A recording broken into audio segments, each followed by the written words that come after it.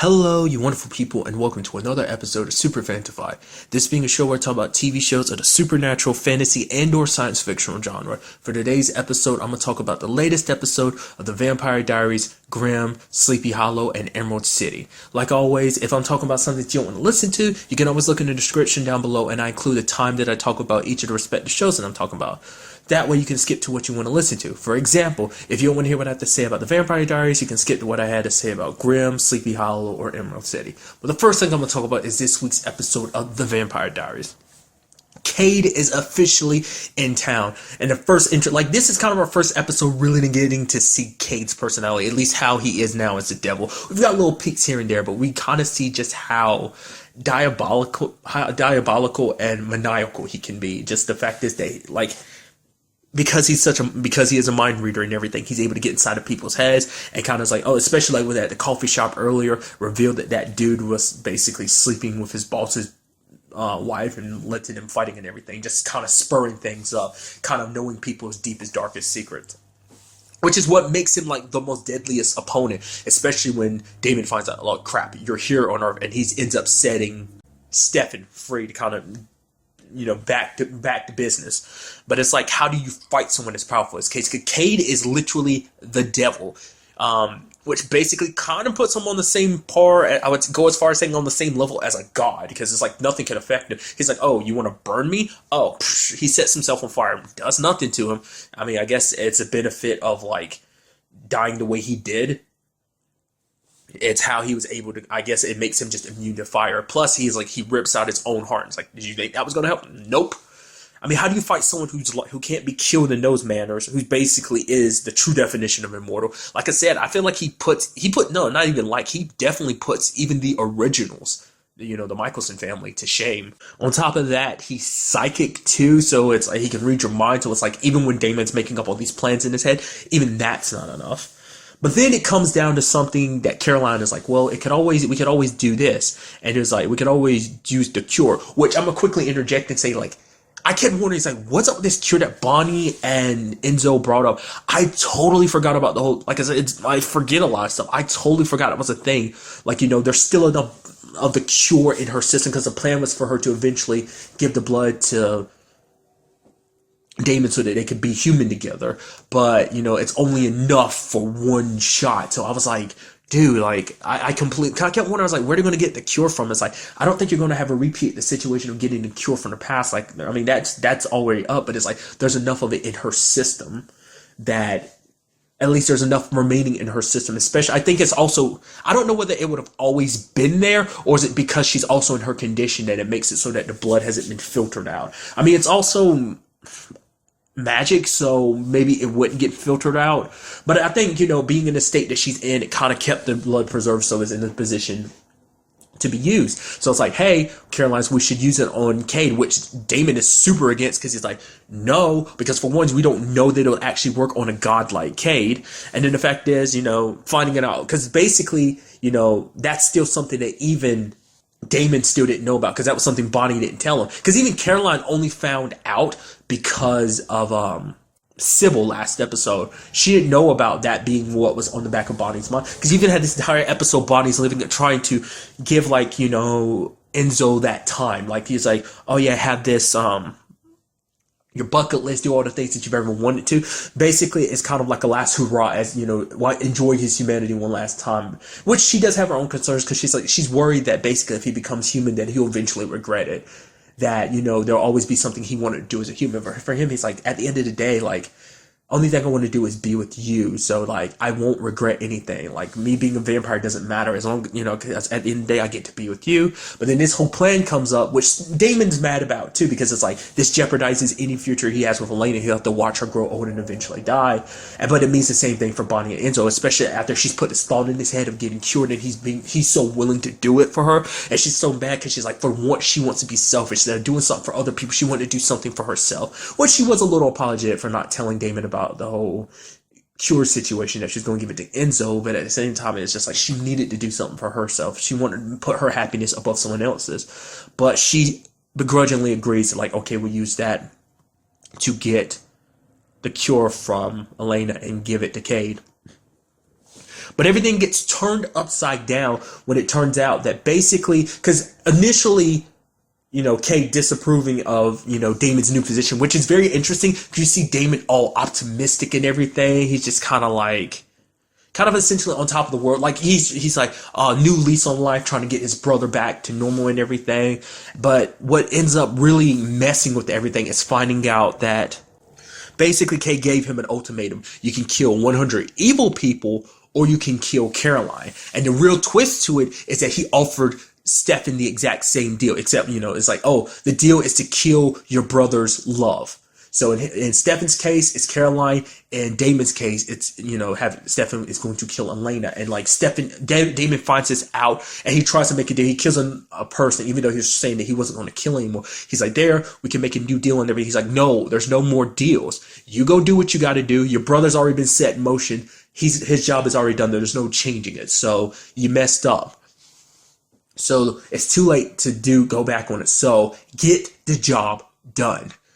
And so now Damon's racing to get to stop Stefan. And Stefan's got the mentality of like, for him, he needs to break free of Damon. He can't just enjoy, he can't be free unless he's cut ties with Damon, because he's always like there to save Damon. It's like they're in this endless cycle of trying to save each other, essentially. Almost, but more so than Stefan, because Stefan's always had to sacrifice everything to save Damon. And he's like, he's tired of that. And that now, even in this circumstance, he's being weighed down by Damon. He's done with that. And the best way to do that is to kill Elena, the big piece that brings them together, that holds them together. Once that bond, once she's removed from the equation, that bond is completely broken.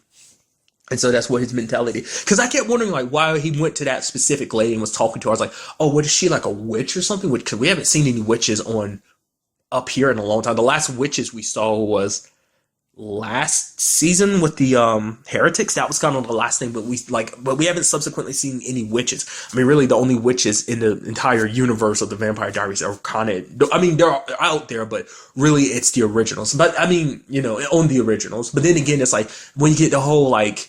I mean, they're not really witches, but apparently witches and psychics are kind of closely niched together, which I'll kind of get to in a second. I'll get to that a little bit later on. But I was like, why is she so special? And it's like, oh, basically, Stefan's using her as a means of getting into the place that Bonnie and Enzo are at, basically where Elena's body's in. She basically moved Elena's body here after Enzo and Damon went missing just to keep her safe.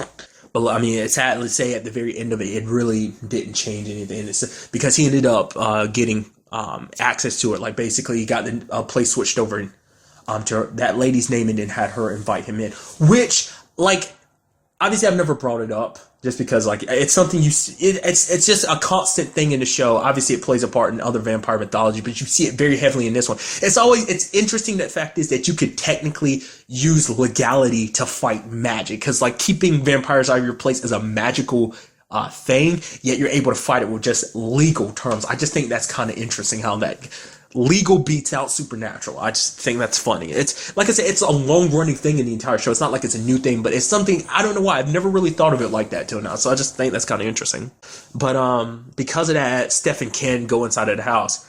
And I had the feeling, I said it a couple episodes ago, I was like, the fact is what they're doing with Enzo and Bonnie, he's going to die, isn't he? He has to die. I already knew it.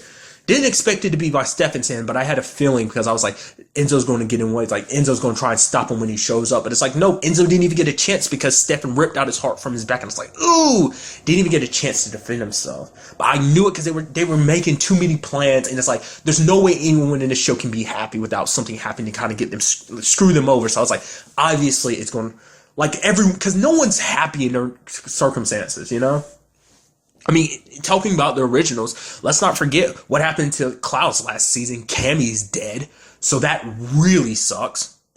But now it's like she literally lost Enzo, everything that she was hoping for, like the man that she was madly in love with, that was going to spend the rest of her life with, gone in an instant. And then Stefan's about to attack her, and then she's like, here, and I'm curing you, and stabs him with the blood and injects him with it.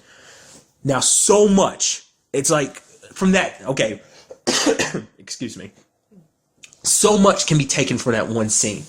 What does this mean for Stefan now that he's human again? Does that mean his humanity's automatically flipped back on? Or is his humanity still off, but now he's in a human and just doesn't have the power of a vampire? So does that mean he's still a sociopath, just in the form of a human? Because to me, like, because this whole situation made me think, like, at the end of the day, this might be a series where Damon might actually have to kill his brother at the end of this just to stop him, because there might not be a way to bring him back after everything that he's done. Because Matt brought up a very interesting thing in this episode. He brought up the fact is the whole Belle situation, because, you know, Caroline's trying to be optimistic, especially she sees the new person Damon's become. She's like, so there's obviously a way for Stefan to come back. But at the end of the day, like, Matt was like, but could he really come back? She's like, what do you mean? He's like, that whole Belle situation last episode, and it's something I didn't even think about. That wasn't Cade, that wasn't Sirens. Stefan did that on his own. Obviously, he's got the job to do, but it's like Cade didn't force him. Neither did Sybil or Celine. He came to that conclusion on his own. Oh, I'll do this. Just because he's in a mass murdering, just because he's a ripper now, and just mass murder is just at the top of his to-do list. So it was just kind of interesting. I was like, yeah, I never thought about that. That was 100% his own decision. Yes, he's not in the right mindset because his humanity's flipped off, but the fact of the matter is he still did that without being pushed or told to do it. Which in itself in this episode leads to the whole discussion, like, you know, because Matt's still very stubborn about the whole situation, because Caroline's offering her blood, you know, with the whole Cade being in Mystic Falls situation. But he declines because he's like, I know you got good intentions, but becoming a vampire or dying as a human, both are death sentences. I mean, it's understandable. It's the same reason why Bonnie never wanted to become a vampire. Is because Bonnie has a more sympathetic reason for not wanting to become a vampire, because she sees all the pain that it costs her friends, like all the suffering they'd have to go through for being a vampire, having to live with the fact that they might have killed someone just because they were hungry and just driven by their bloodlust. But for Matt, it's a combination of that, but more so than anything, it's like vampires have ruined his life.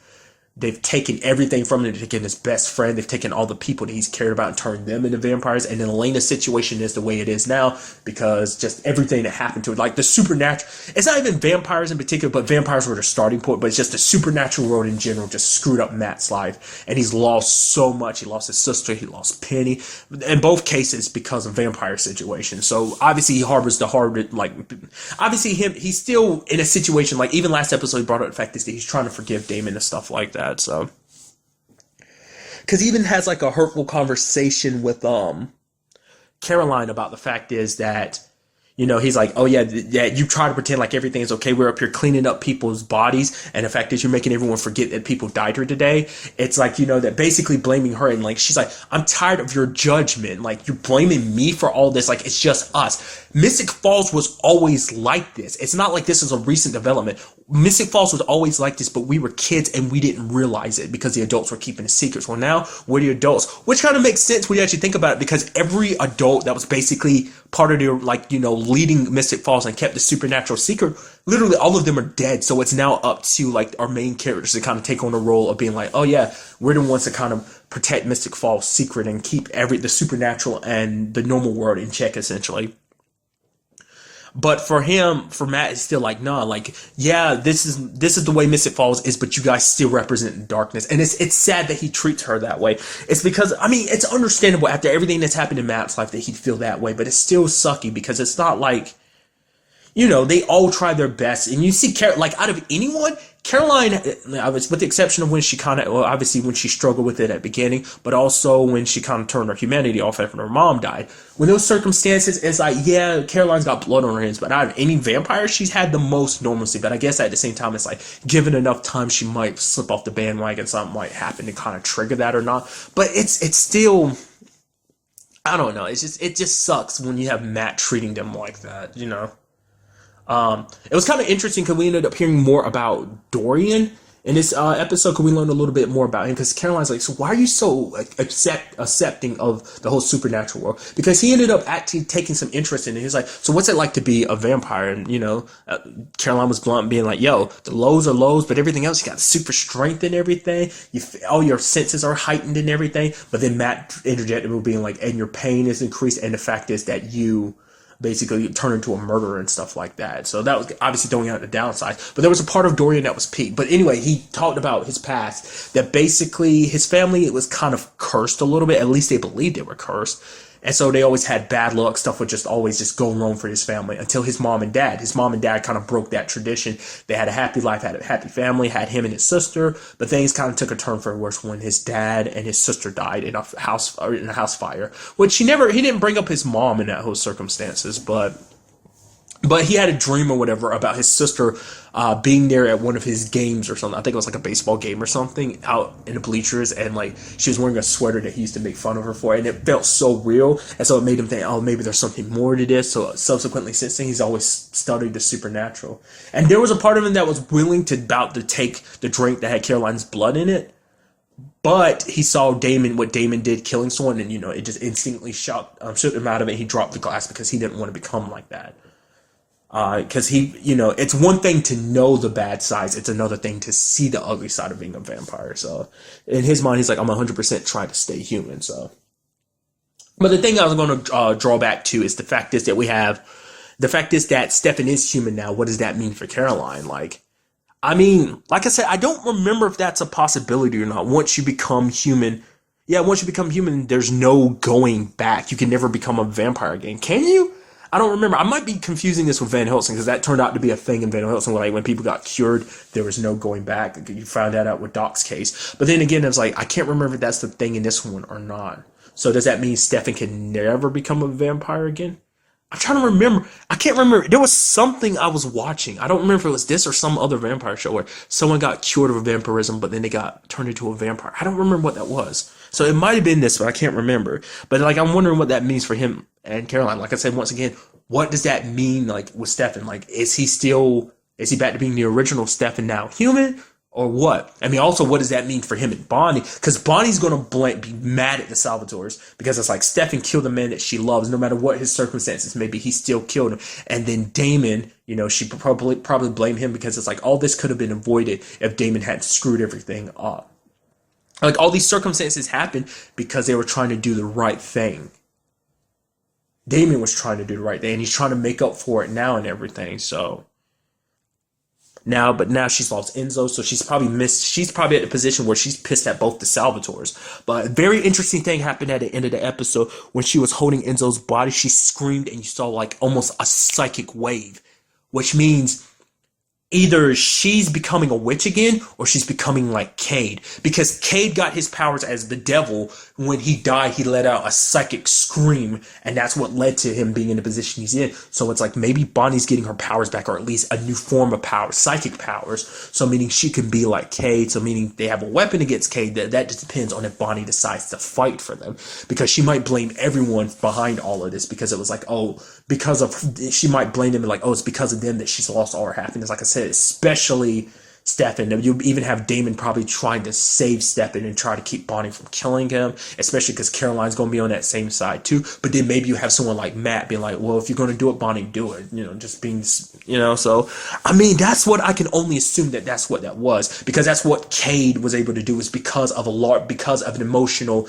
I mean, obviously being killed, but also it gets killed by the people that he cared about, the people that once cared for him in a moment turned against him because of some person turning against Cade and basically turned everyone against him. So that enragement and disappointment, I mean, it's the reason why he's a maniacal person that he is now. Why that basically he just wants to, like, I think at the end of the day, he just wants to make people suffer. I do believe that's just kind of what's in Cade's heart right now. So, I mean, like I said, at the end of the day, it's like, how do you stop someone like this? I'm surprised the bell hasn't come up as a conversation. I mean, we already know, like, I mean, even just a little bump, it was knocking on, when it was at the back of the truck, and it was still affecting Bonnie. So it's like, obviously it's going to work on Cade, but I guess at the same time, it's hard to say. I mean, because 11 strokes opened up enough so that Cade could come through. Who's to say maybe doing the same thing won't be enough to push him through? But I mean, even then, it's not like he's 100% dealt with. They're still bound to their deal and everything. Overall, just a very good episode, and I'm super interested to find out what happens next time, where everything's going forward. Like, I truly believe now Bonnie's, if she's not already there, she's making her way to becoming just as powerful as Cade. So we will just have to see. I mean, it makes you wonder what she makes. I know I was kind of almost closing it out, but maybe we'll get into a situation where she's able to make her own world just so she can keep Enzo alive, like keep him alive in this pocket dimension that she created, just like Cade made his own, hell. So We will just have to see. Well, wait and see. And now moving on to this week's episode of Grimm. The first thing I want to talk about is the Vesson in this episode, the kind of bad guy in this episode. Like, I forgot what it was that Hank said it reminded him of. To me, it reminded me of, like, if anyone's ever seen the horror movies, The Mimic. It's been such a long time, so I don't have a really clear picture in my head of what it looks like. But, like, when I looked at the Vesson in this episode, it reminded me of that. Essentially, I forgot what it's called, but essentially it's a party animal Vesson that basically feeds on people. And when you see it throughout the episode, he's just like partying it up, eating, living life, and loving it. He even references the lady, because basically he dug himself out of the ground and attacks a dude immediately, but he doesn't eat him, because that was kind of what confused me. It's like, okay, you're talking about you're hungry, but you didn't eat him. And it came up again. I was like, oh, because you need to eat someone specific. Because essentially his people, well, I mean, I say people, but I don't even know if there's even more than one of him. But essentially, he's a Vesson that basically comes up ground for one day every 7 years. And basically what he does is he kind of goes in almost hibernation mode. He basically has to bring food with him. So in the person in the ground that was with him, the body he ended up finding, that was a lady he had previously eaten, that basically he had some reservations about, because it was like he ended up talking to the waitress being like, oh yeah, I got so sidetracked by how pretty she was. Her face kind of distracted me from it, but nevertheless he still ate her. Like, I guess it was a situation where he kind of felt bad about eating her. I'm guessing just because she had such a beautiful face, or maybe it was a situation where, like, because she had such a beautiful face, he was so captivated by her he didn't want to eat. I don't know. I mean, either way, he did eat her, you know, like a lot of her was eaten, so it's not like it changed anything. But maybe it did, maybe it didn't, I don't know. But the entire episode, he's trying to find someone else to snack on, and he ends up finding a new lady, and he's like being all charming and sweet. And it's like, if it wasn't for the fact is that you know he's going to eat her, you would think it's so charming. It's like, oh man, this is so romantic and beautiful. Sadly, he's going to dig a hole and eat you over the next 7 years. That's disturbing as hell. Because what's really interesting is basically the park where all the bodies are buried, that's actually a park of, like, a piece of land that he owned. Because basically he's like immortal. So he's been around a long time, hence the whole like coming back up every 7 years. So he's been around for a very long time. Hence he owned the land way back in the day, like in the 1800s or whatever. So, and that's why he picked that particular land, why he kind of bought it up and everything. He needed a place to bury the bodies when he came up to eat, and drug those bodies back into the ground. And it makes you wonder, is it something specific where he can't eat when he's above ground? Because he never ate any of the victims, any of the people, the two people he killed in this episode, he didn't actually eat them. Even the lady, wasn't going to eat her until he got into the ground. So maybe it's a situation where, like, they don't eat anyone because they have to save every bit of them for the ground. But it's like, why not get multiple people? Why? I guess there's kind of a romantic element to why they do what they do, because he chose his specific target. Like I said, he could have chosen those two guys to eat, but it's like, no, he chose her. So it has to be a situation of love and digestion, essentially. What I really loved was the twist. I was like, oh man, Nick and them hopefully to get in here in time. I was like, man, there's only like 5 minutes left in this episode. How is this going to get resolved? Oh, it got resolved. I was thinking like Nick and them were going to show up. I was like, I was thinking maybe at one point Woo's going to have to transform or something, because it looked like everyone's getting their ass kicked. And then I was like, oh man, this isn't good. Oh, all of a sudden, lady stands up and bites his head off, because she was a Vesson, and she just bites his head off and then spits it out and goes back. And she's like, oh, you're the Grimm? He's like, yeah. He's like, thanks for the help. She's like, what's a girl got to do to find a nice guy around here? I was like, I love, probably my best resolute, like I think the best way a case has ever been dealt with. That was amazing. Did not see that coming. That was so good. I was like, oh god, dude, that was so freaking cool. But that was just one side of this episode. We got a little touch on the whole Rosalie and Monroe situation. The fact that they're having triplets and everything. At first I was like, okay, we're dealing with twins. Okay, that's good. Oh, triplets. I mean, I was almost thinking like, don't tell me the doctor's going to end up finding another one and then another one, and it's like, okay, it's okay, doc, we're going to get out of it. That does beg the question: do they go to a specific Vesson doctor, or do they just go to a regular doctor? I mean, I guess go to a regular doctor. I mean, because Vessons, like, I mean, I guess unless they vogue, their biology doesn't really change that much. Has it come up before? I don't know. I don't really remember that being a thing. Obviously, their body and everything, but it's kind of like a camouflage type of, almost like a glamour type of situation. So maybe it's the same thing for the bodies, or maybe just on the inside, most, not all vested, or at least some vested have very similar bodies. But I don't know. At the same time, too, I feel like you're a Vesson, so you'd want to go to a Vesson daughter. It never got brought up, but I guess I can also assume she is one. So if there was a situation of like, oh, they're having a whole litter of kids, then it would be like, maybe she wouldn't think much of it. So. But the fact is, that's so interesting that they're going to have triplets. They're going to have their hands full. So then there's the situation with Sean. He's literally still tripping about this whole Meisner situation. Meisner's joking, like, oh man, oh man, Sean, you can't have me just come here and half-ass haunt you, expecting me to take that apology of yours and just float off and go to wherever it's supposed to go. Wait for me. He's like, it doesn't work like that.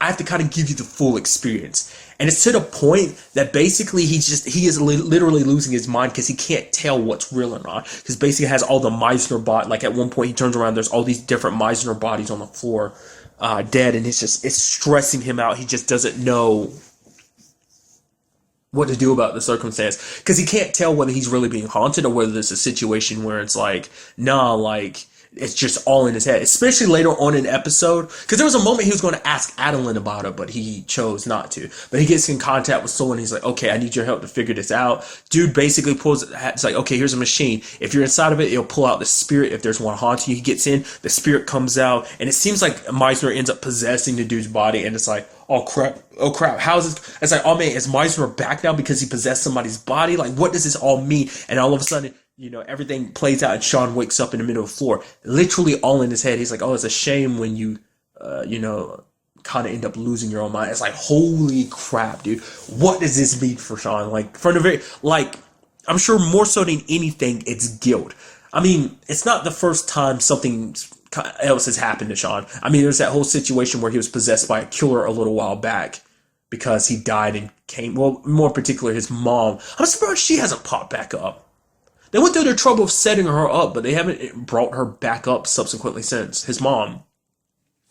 She saved his life and everything, brought him back, but he got possessed by like a serial killer and everything that was kind of dealt with. But at the same time, like, I feel like it's hard to say what this situation is. Is it guilt or is it something else? Then there was a whole situation about him finding Diana's dolls, and he sees the little that go, I don't know whether it's like a pick or a sword or whatever the case may be, and he takes it with him. So I'm thinking like maybe he's finally figured out how Diana did what she did, having him kill the dude that he killed at the end of last season. That basically that he wanted to frame Nick for killing.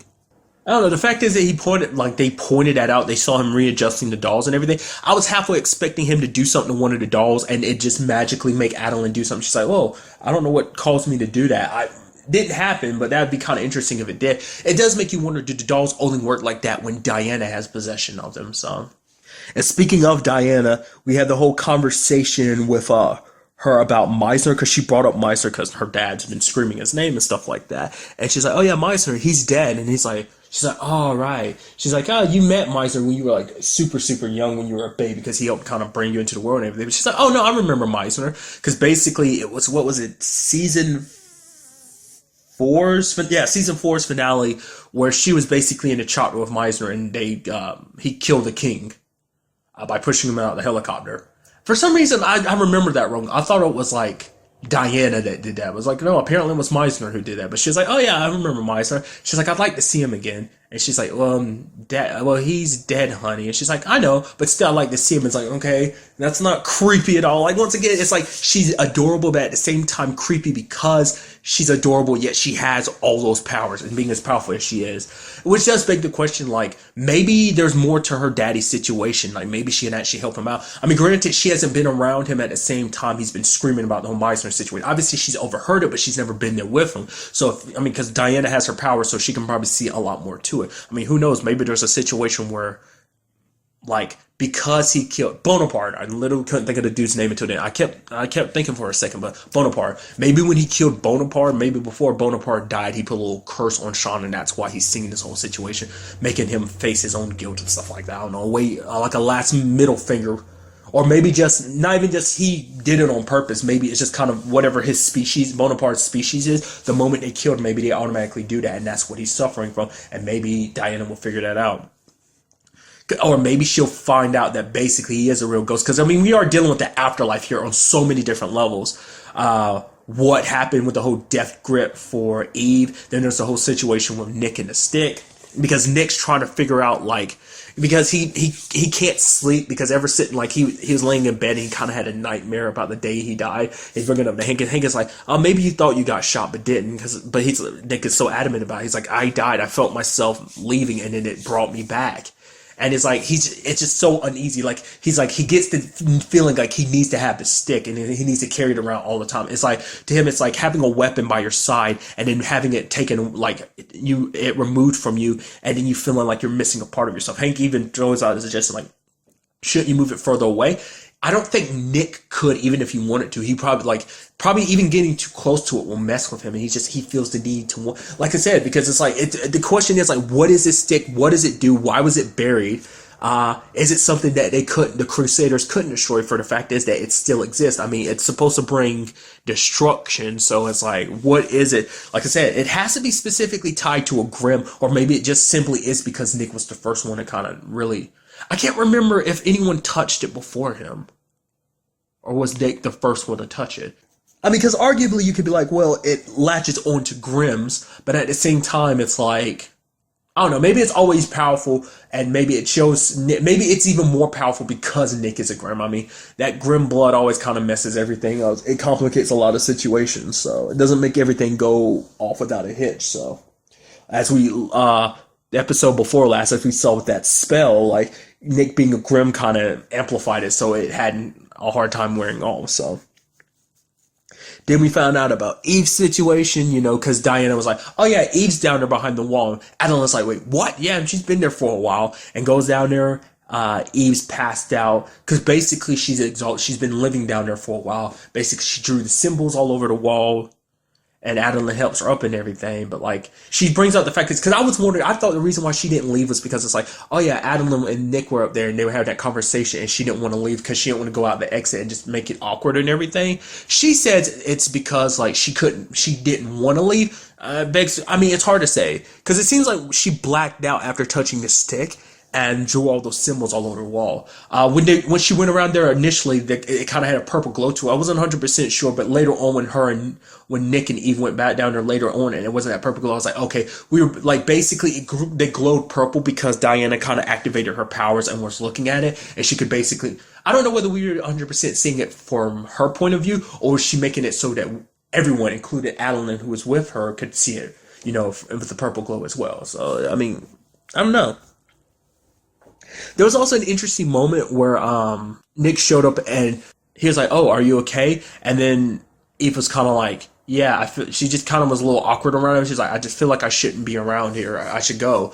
Like, I think there's a little bit of her that is, like, there's still that bit of Juliet sneaking out, and it's like, because she is turning back into Juliet, those feelings she had for Nick are returning, but it's also combined with the fact that she has guilt for all the stuff that she's done, so I'm sure she has a very conflicted heart, plus dealing with who she was as Eve, so it's like, her heart's all over the place, but it seemed almost like she was embarrassed, like she wanted to get away, as far away from Nick as possible. And there was also an interesting conversation with Adeline. Adeline was like, yeah, I'm sorry about what I did to you. At that point, I was like, she referencing the fact is that the whole her becoming a Hex and Beast thing, and I was thinking about, I was like, but why would she apologize for that? Because that was more so Juliet's decision, Juliet's decision, because she wanted to help Nick get his powers back. Then I was like, oh, right. The whole, curse that she put on Juliet back, what was that, season 1/2? That whole situation happened, and that basically her and Renard had that, attraction to each other. It's like, she basically put Juliet underneath that curse to kind of get at Nick, because she was apologizing for that, which is very interesting, because she's like, I should take this time to finally apologize, because it's like, she never has apologized for that, has she? And she's like, for what I did to you, because it's like, I would have loved to get more of that conversation. I would have wanted to know where Adeline was going to go for that. I mean, it's so interesting how everything has changed. It's like Adeline was once an enemy, now she's an ally / Nick's girlfriend.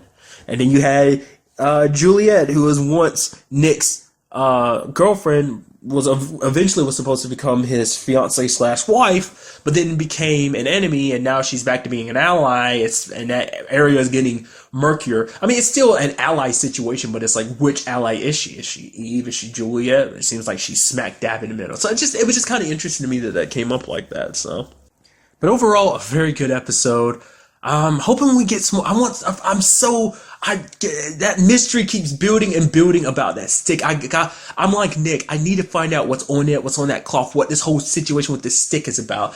Definitely need to find out about what the hell is happening to Renard. Those are just like the two biggest mysteries. And then also just because it's like, ooh, drama and romance. It's like, what's up with this whole, like, where's that love triangle going to end? Like I said, at this point, it's not really a love triangle, but I can see it. I know that's what they're setting up, especially with her becoming Juliet again. So what's going to happen between Nick, Adeline, and Juliet?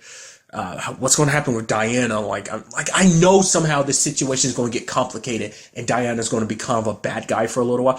Something's going to happen to make her turn against Nick. I just get that feeling. Don't know what it is, but I don't know. It's like I don't know. I just got this gut feeling about that, but I could be 100% wrong. We will just have to wait and see. And now moving on to this week's episode of Sleepy Hollow.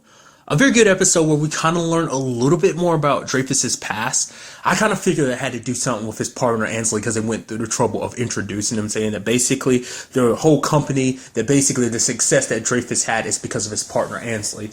But he never really went into details too much. Obviously, the way he was talking, I was like, oh, Ansley's no longer around.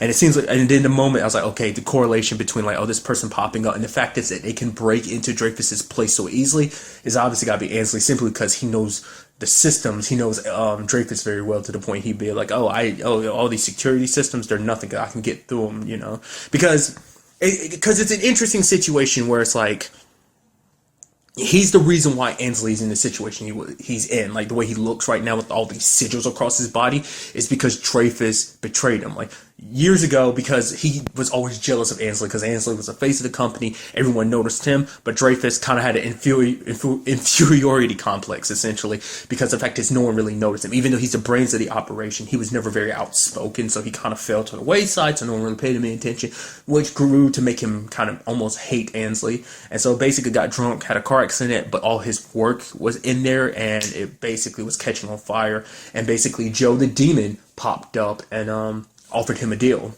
It's like, hey, I can help you get that life back that you want. All you have to do is sell me your soul. And he's like, well, what if I say no? Joe kind of pops him back to like watching his life's work burn. And it's like, it's a situation where it's like, really, would you go that far for something? It's like, it is something almost materialistic that you would go that far selling your soul for. But for him, it's like everything he's put forward to. It's like his baby. He's put so much love and care and time into this. And it's like everything that he has. Because, I mean, it hasn't come up, but I would assume Dreyfus didn't really have much of a life outside of his work. I mean, at the very least, it hasn't come up yet. But that was kind of that's what I can assume from everything. So that's all he had. And he's like, oh, what's going to happen to Ansley? And Joe's like, well, don't worry about what happens to Ansley. And he's like, well, which basically when it happened was Ansley ended up getting banished to hell, a special corner in hell in particular. And he was basically tortured by demons. And they basically marked his body with their names and stuff, hence the sigils and stuff. But he learned how to control it and came back here for revenge because he wants, obviously, to take Dreyfus out, but also because he wants his whole life back. Because something really quickly, since I brought him up and everything, Joe, there's a part of me that's like wondering, like, I thought Joe was maybe some top level demon or something. I mean, I don't know if I was necessarily thinking he was the main bad guy, because when it's because I was like, why would he be so close to Dreyfus if he was the main bad guy? You'd think he'd be working behind the scenes and everything like that. But it's like, no, all Joe is a messenger. Like, the fact is, so we still don't 100% know who's the boss of this whole situation, because we haven't really met the whole hierarchy of the demons in a very long time. The last time was, like I said, I still don't remember his name. I remember it began with an M, but it's been so long. Like I said, the guy that basically was the main antagonist for season 1 and 2, like I brought up previously, the main antagonist up till the first half of season 2. So I'm wondering what kind of condition like the demon world is in, like who's the new boss, who's the one that's kind of running things now, because obviously Joe's just a messenger and he's collecting souls for somebody. Or is it just a situation where like there is no king right now and he's just kind of, he's still doing his job, doing his part in the kind of whole hellscape system, You know, just be like, oh, keep things in hell running. I get the feeling there's got to be a boss, but because the question came up of why Dreyfus is doing all that he's doing, collecting all these artifacts and everything. We already kind of know because he brought it up before. Joe in particular brought it up when him and Dreyfus had a conversation of like, oh, you want to get immortality for the sake of trying to get out of your deal and stuff like that. You know, so we already know it, but everyone else, you know, in the show is catching up and learning that. Because, you know, Dreyfus tries to pretend he's like, oh, yeah, no, I'm here because I want to make the world better. And it's like the world will be lost if I die. So it's like, who's it, in particular, he was talking about the fact is that, you know, when he'd be 80, that'd just be him starting his life. So he can't be getting old and die without, you know, helping the world out first. But now even more, it's like, no, that's not the real reason. It's less honorable. You're not doing it for honorable reasons. You're doing it for selfish reasons because you sold your soul and now you're scared of what's going to happen afterwards, because it's like the moment he dies, they get his soul. It doesn't matter what the circumstances are, which does beg the question, why exactly I guess Joe's around because Joe's kind of as a messenger and everything, being the one that set up the contract and everything. He has to be there to kind of help Dreyfus just until like his soul, like he has to be there immediately to collect the soul upon Dreyfus dying. So I mean, but still, like, why would he be around? Not unless Dreyfus found a way to bind Joe to him. But I mean, it doesn't seem like that's the case. It just seems like Joe's kind of, I mean, maybe it's a simple situation where Joe's just doing whatever the hell he wants to without ramifications. Like, he's just like,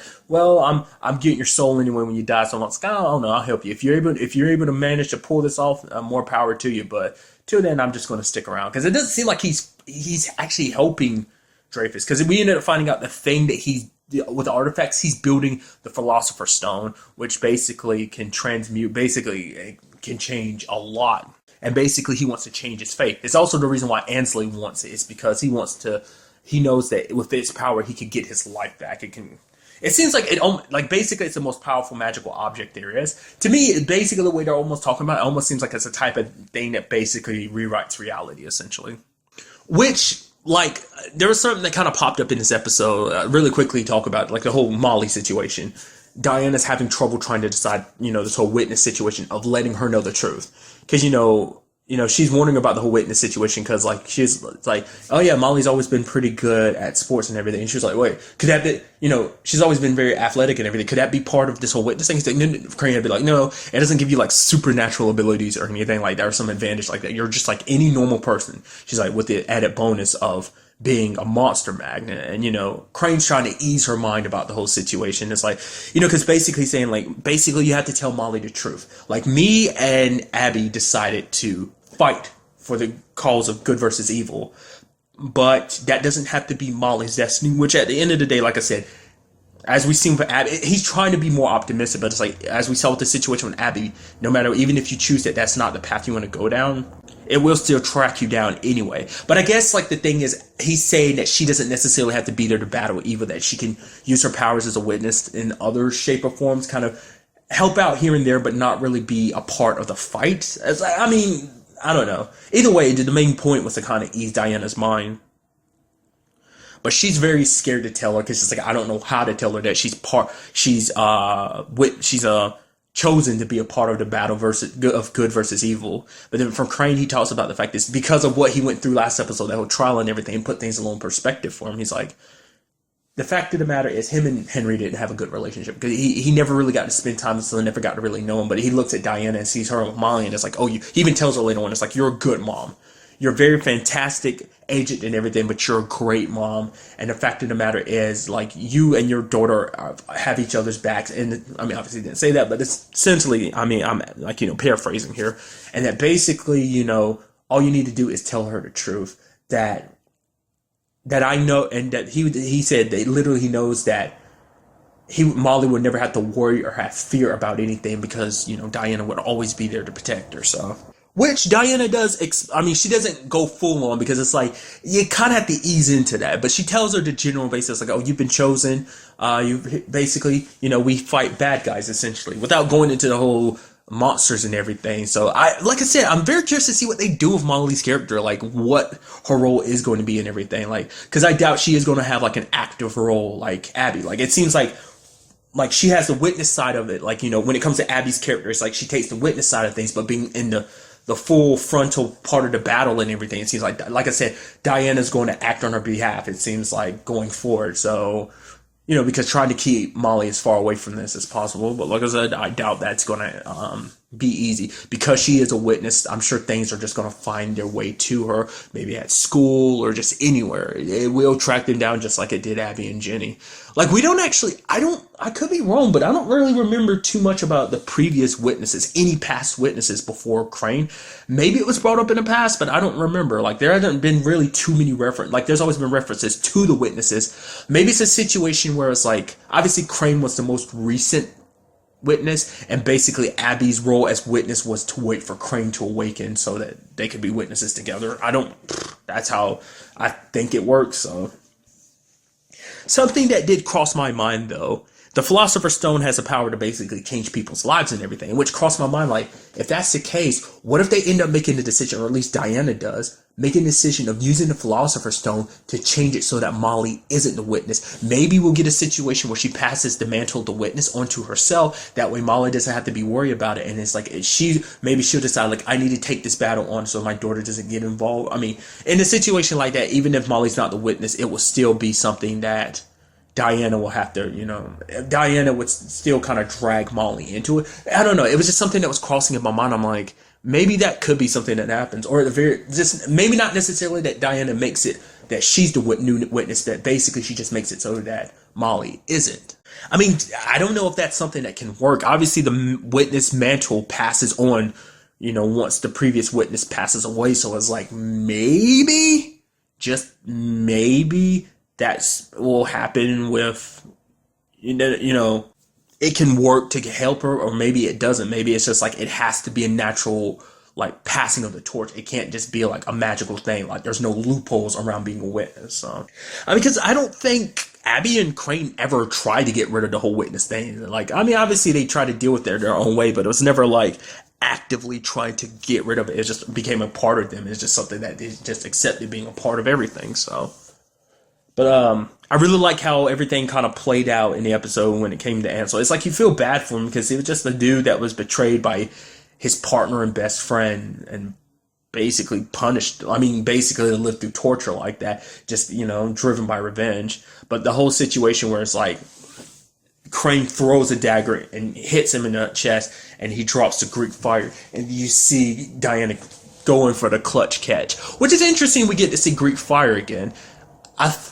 I could be wrong, but I think the last time Greek fire popped up was in the last season, where it was during the crossover with Bones and Sleepy Hollow. Maybe it was a situation where it was like it came, because I remember it was part of a trap, but I think I vaguely remember them using it in battle. Maybe that's my imagination. I don't remember. My memory is terrible. And another thing I really liked in this episode was, like, basically they ended up figuring out, like, oh man, they figured out the ley line situation is, and apparently basically the little dots on it represent the peak of the ley lines where kind of the most powerful magical energy is gathered. And it seems that both, like, every spot that's kind of the pinpoint is actually where each one of the artifacts was hidden. And lo and behold, the last piece of the artifact is in Sleepy Hollow, which I brought it up last episode. I was like, oh, what if we get a situation where we have Sophie and Reynolds helping out, like they happen to be in DC or something. It's like, but we get the opposite of it. Now it's like we got them heading back home to Sleepy Hollow. It's like, I just think that's kind of interesting. Maybe they'll bump into Papa Mills or something like that. I just thought that's just kind of interesting. Maybe we'll get some people being like, oh, Crane, like, I mean, I don't know, because I don't know if there's a lot of people that are really that familiar with Crane because when it came to when Abby was working with the FBI, like, you didn't really see Crane really interact with many casual FBI agents, or even when she was with when she was a deputy at the very beginning of the series. It's like, even then he never really interacted too much with those, like, people at the precinct and everything. So it's kind of a situation I don't know if anyone really noticed, but obviously for him it's going to be hard coming back, especially him and Jenny, because it's like, this is where they lost Abby. And it's also, not even just Abby for him, it's also like where he lost his son, where he lost his wife. Just so much of his life was there in Sleepy Hollow. It's got to be weird going back home. So, like I said, I'm wondering when we see Sophie and Reynolds, and even if it's just for one episode, I think that'd be kind of neat. It's just very interesting to me. I brought it up last episode, and now like it's saying like, oh, next episode we're going back to Sleepy Hollow. So not exactly what I wanted in per se of location, but it might be what I wanted anyway. You get what I'm saying? I know I said that in the most confusing way. I apologize. I'm also wondering about the whole situation with Joe. Is Joe dead, or is he just kind of taken out of the situation? Because Ansel kind of beat the crap out of him. I'm surprised he never brought that weapon up again, like whatever that was. It seemed like it had symbols on it. He just knocked him out with it. Obviously, he kept hitting him with it, but every time he did, Joe would just keep recovering. And then he summoned up that fire, and he's like, oh yeah, you're the one that taught me. So I guess Joe was one of those demons that kind of, maybe he periodically visited Ansley anytime he wasn't with Dreyfus, or maybe him being around Dreyfus was like only a recent thing, and that basically he spent his time in hell kind of torturing Ansley or whatever the case may be.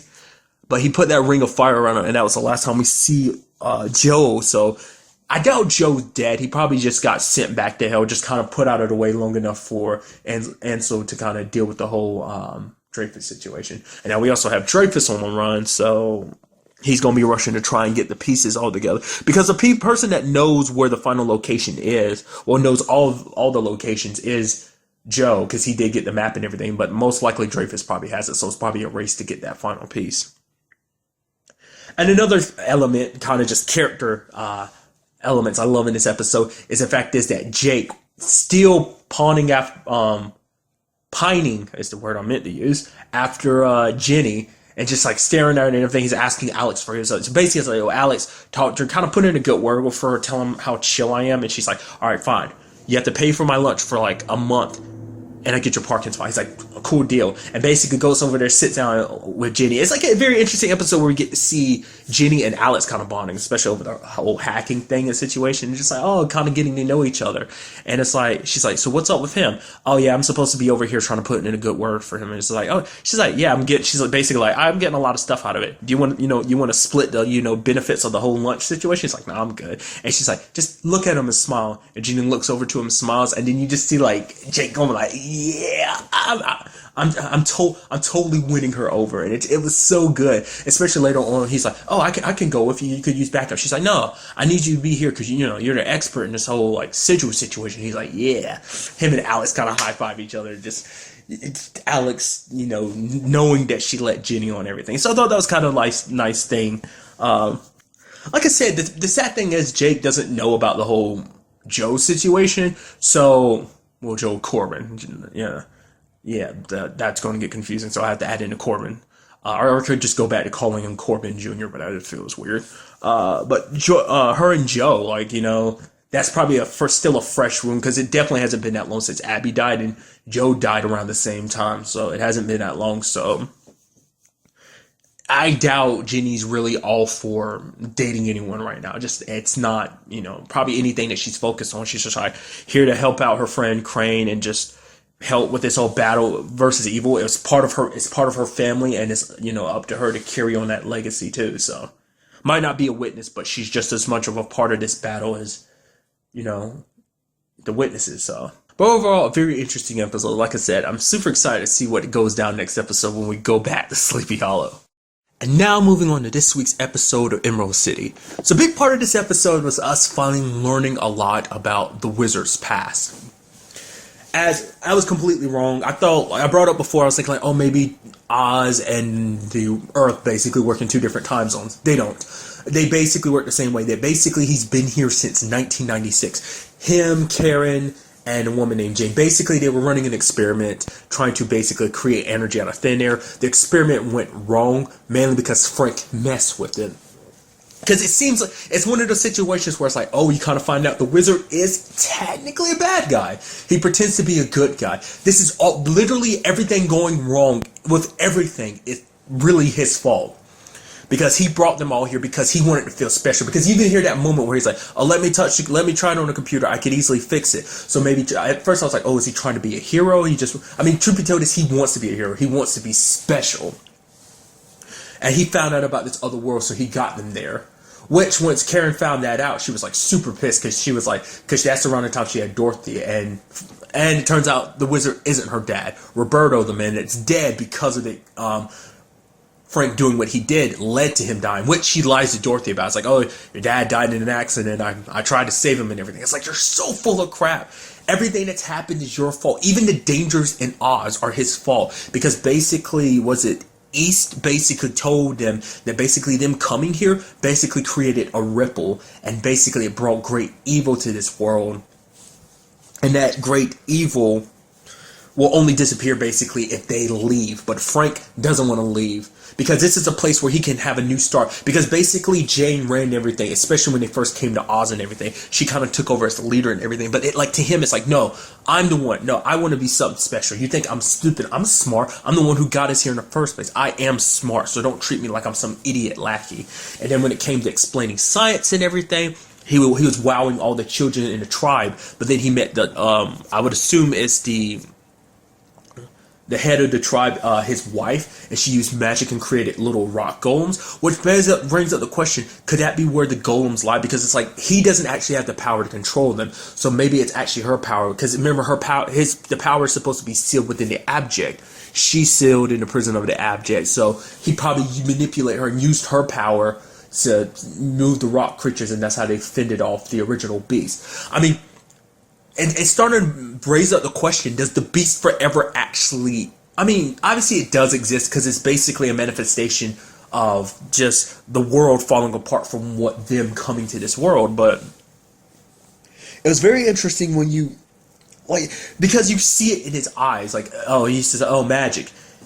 And then you see the way he's looking when he sees magic displayed before him. Because anytime they were like, oh, is it magic? He's like, no, not magic. It's science. I'm a scientist. And the fact of the matter is, that's what this all stems from. The reason why he's so against magic, because it takes away from how special he is. Because he's the only scientist, he's the one that really understands science. So basically, he'd be the one to teach other people. He wants to feel special, to feel important. That's what this is all about. The reason why he banned magic, banned so many people who might be connected to magic, because he wants to be the only special person in the world, and magic jeopardizes like how special science is, because like how special can science be when magic's a thing? Because which does beg up the question, like, why weren't they able to stop the beast? The beast forever should have been, even as powerful as the witches were, they weren't enough to stop him. But apparently the wizard was, which is like, I don't know, like I said, I think he pretends like he has almighty power. Not that the way he bans magic, I'm sure everyone thinks he doesn't actually have magic, that somehow he controls the golems with science. But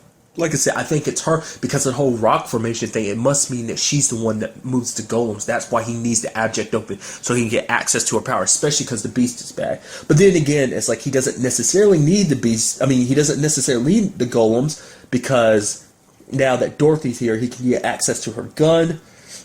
But Dorothy basically sees through him, because she's like, you're a liar, you're lying to everyone, you pretend the way you wear those clothes, this hat, pretend like you're some great wizard, when actually all you are is, I mean, because he, like I said, he lied to her about her dad, so that has to be the real reason why Karen went home.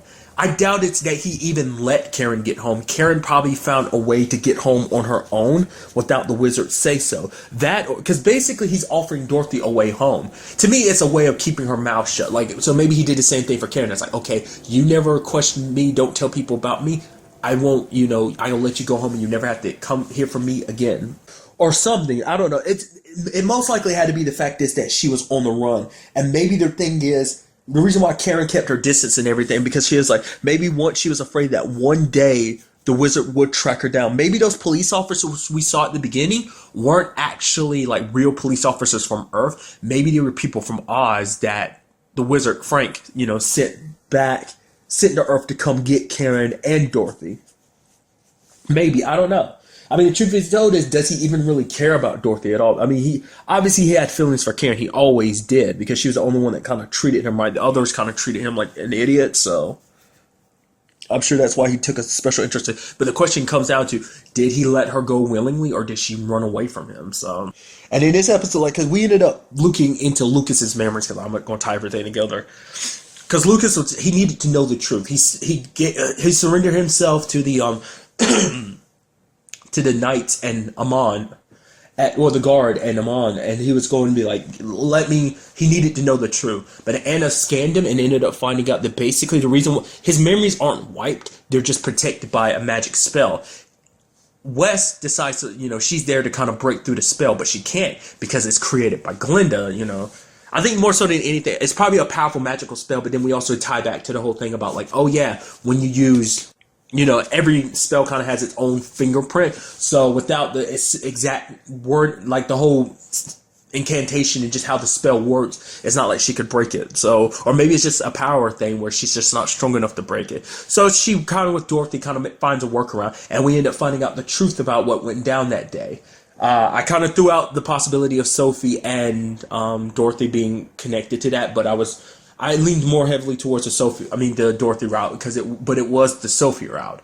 That basically he was transporting her, not just her, but also other witches. Because apparently, what West kind of derives from it is like their mother, South, is actually still alive because she's the only one that can make witches. And then the wizard is like, well, why would she make witches? Because she knows that won't work against the beast. They were all wiped out. She's like, you idiot, it's not for the beast forever, it's for you. She's building an army to fight you. And so it turns out that Lucas was working with her. That's why he fought off those guards, because trying to protect those kids, because they are magic, they would have gotten killed, And I think that's why Amon decides to help Dorothy later on. It's either that or because he feels like he owes Lucas. But I think it's also because he's a dad himself and he has a daughter, that he's looking at Sophie and he's like, it's not right, because at the end of the day, what will happen is those girls will be killed. Because he knows that Lucas, no matter the circumstances, he kind of did the right thing protecting those children. So the question is, where are the rest of them at? I mean, some of them might be back with Glinda for all we know, but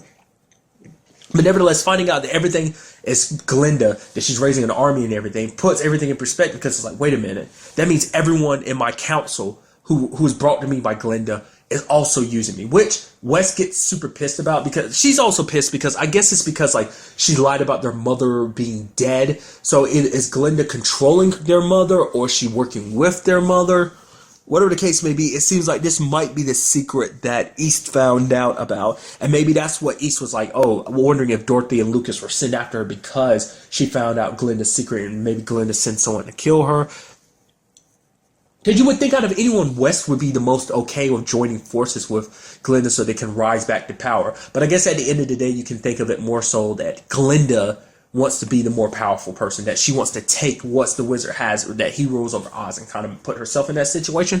Or maybe she's just trying to bring back peace. Like I said, it's a situation where it's like you can't really tell who's evil in a situation. Obviously, you have the wizard doing a lot of evil and shady stuff and lying about his past and everything, doing the things he does just out of the need to feel important. But at the same time, we don't 100% know what Glinda's all about. Because basically, this is all leading to war between basically a war of science versus a war of magic.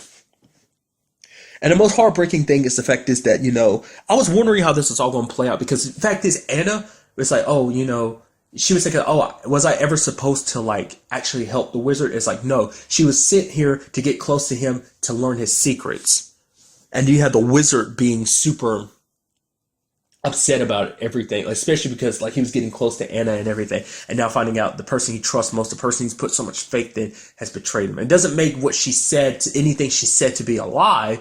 It's just her reasoning for being there and getting close to him were under the guise of deceit. So, which he ended up getting Dorothy's gun from her. I'll get to that in a second. And he ends up kind of displaying it to Princess Ev how it works, and ends up shooting Anna. Now, whether she's dead or not, I don't know. I'd assume so, but we would just have to wait till the next episode to find out.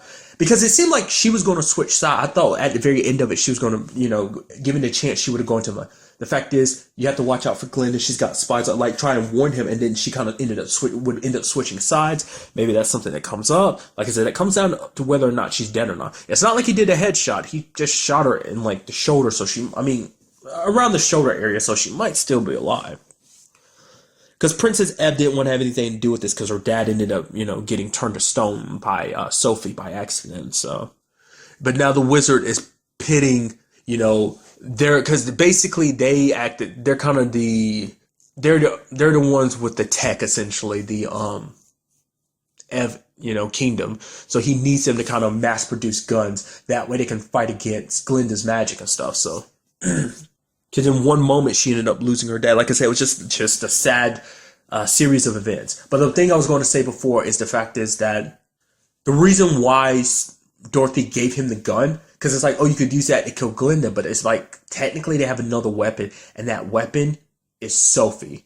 So because basically she has to kill Glinda and she'll be able to go home. But she's like, I'm not going to, you think I'd really kill someone just for the need to go home? And he kind of said, well, wouldn't you? He got him basically saying she would. So the question is, will she? Will she use Sophie as a means of trying to kill Glinda? Oh, side note, I skipped over it, but obviously what I brought up earlier about Lucas, it is the reason why Sophie obviously latches onto him so much. It's because she knows him. But also she latches on to Dorothy because she trusts Dorothy, because Dorothy was there to take care of her and help her, so. Does beg up the question, what will happen when that truth comes out? Because originally Glinda gave orders to Elizabeth to not let Dorothy go, but Lucas was like, I don't care, she's coming with me, so. Like I said, I'm not 100% sure why West is so against Glinda, but like I said, I threw out obviously those reasons, but I'm very curious to find out exactly 100% why she's very against this. You know, like I said, we don't really know all of Glinda's motives either. So, and then another thing that came up this episode was Tip and Jack finally met. I love that they were walking like across, you know, their upper floors from each other. I was like, oh, they're going to cross paths? Are you going to look over at each other or something? But they bump into each other, and Tip drops like what she was carrying. She's like, oh my God, Jack, you're still alive and everything. Oh my God, she tries to touch me. He's like, don't touch me. He's like, the fact is, why did you leave me? She's like, I thought you were dead, but you didn't even bother trying to check on me, try to help me. She's like, well, I thought I killed you, which is like, that's a pretty good point. And it's not like he'd be all that forgiving for that either. And but she's like, come on, we can be together. Like we can. She's like basically doing everything she's doing right now, working with Wes, kind of being near the wizard, is her way of trying to fix everything. But Jack's like, we can't be fixed. And then Lady Ev comes up and she's like, oh, Jack, who is this lady? And basically introduces Tip. And so basically it's like, she's like, I'm Tip. I'm his best friend. We've been friends since forever, since we were little. And then she's like, oh, so why don't you show her what she did to you, Jack? And he's just kind of like, I don't want to. She's like, show her. Children can only learn once they've seen their mistakes. And basically he reluctantly shows her what he looks like underneath. And then in that moment, you know, Tip was sad because like she realizes what she helped make her friend into. And as he's walking away, she's like, please, Jack. She even says earlier, like, I love you. And he's like, what does that even mean? I mean, he tried to kiss you and you ended up pushing him to his death, almost death. But now she's just saying, it's like she made a mistake. She was just in a fizzy, and now because that was her biggest regret, was what she did to him. It's like, not just her best friend, her only friend in the world. So, but now she knows the truth about him. It does beg the question, what would that mean going forward for them? And also, it's kind of interesting, like, there was that whole situation last episode with Princess Ev, and then, you know, now we have this episode where she kind of treats Jack like crap. I mean, at least she says a thing of like, well, Jack was your friend, but now he's mine. But at the same time, it's like forcing him to show that side of himself, because he didn't, like, yeah, he knows Tip felt bad and everything, but he didn't want to make her feel worse. That's why he didn't want to show her. I mean, also because he didn't want her to look at him like a monster out of it too. I guess because when you look at it, it's a situation where they're both not the same person they were anymore. Sadly, when you actually look at it, they technically are both broken, because it's like Tip is broken from the fact of what happened to her. She lived her entire life thinking she was a boy, that this is who she was, and now she got turned into a girl. Her entire world came upside down. Well, not turned into a girl, turned back into a girl, because that's who she originally was. That basically she lived her entire life as a lie. And you have Jack with his body situation too. So it's both. It's kind of interesting, like, their situations are different yet very similar with the whole body situation. So, but also the way Princess Ev got and bossed him around, it's like, oh, you haven't found my dad and everything. So it's like they were getting close, but then at the same time she kind of treats him like crap. So I just thought that was kind of interesting. I wonder, has he still ever gotten that answer about why she wears those masks and everything? That was the thing, like, that they became friends, which at the end of the last episode they're like, oh yeah, like, maybe we could be, you know, it's like, oh, that's not something, kissing is not something friends do. And she's like, well, maybe we should be more. So a lot of stuff got revealed in this episode, and I'm sure a lot is going to go down going forward, where you have Lucas, Sophie, and Dorothy going to see Glinda. I mean, war is looming. So like I said, it's like, it's interesting to see how this all plays out, because basically Dorothy said that she wasn't on anyone's side. That's how she explained it. But it's like, honestly, she's going to have to choose a side eventually. Would she be siding with the wizard? Would she be siding with the witches? Kind of feels like she's going to side with the witches. I kind of would agree with siding with them because we've seen the way the wizard is. I mean, just without hesitation shooting Anna like that, and just all his lies and just everything. Like, he's the reason why the Beast Forever probably exists, because he wouldn't go back home because of the ripple that they created and everything. Because of a selfish need to feel important, everything's happened. I mean, he literally trapped the woman that he cared about here. It's like he loved her, and he even said that at one point she loved him, but I'm sure more so than anything, she's afraid and even outright hates him. Like I said, we still haven't even got a clear, full cut of his past. We've only got a little taste, and I'm very interested to see what more waits for us. But really, that's all I want to talk about in this episode. Till the next time we meet, be happy, be safe, live life to the fullest, and enjoy it. Good day and goodbye.